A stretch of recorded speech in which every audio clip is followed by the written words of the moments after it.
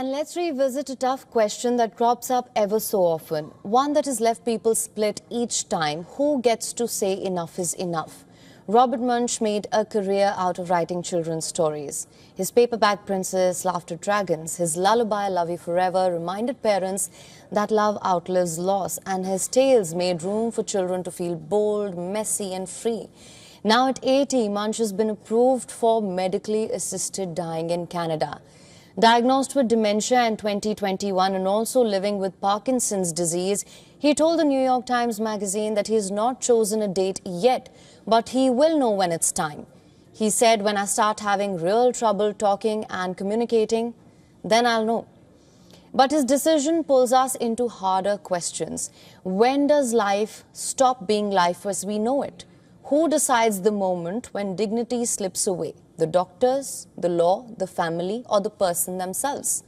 Munsch has already witnessed the other side. His brother, dying of ALS, was kept alive by medical interventions until the very end.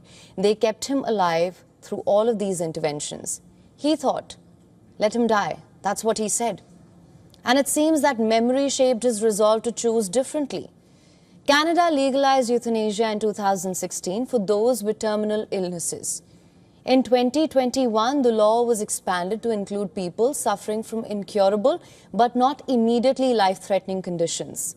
The safeguards are clear: a voluntary request, a state of irreversible decline, assessments by 2 independent doctors, and perhaps the most haunting clause of all: the patient must give active consent on the very day of their death.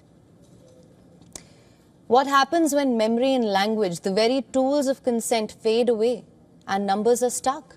Medically assisted dying accounted for 4.7% of all deaths in Canada in 2023. That's 15,300 people.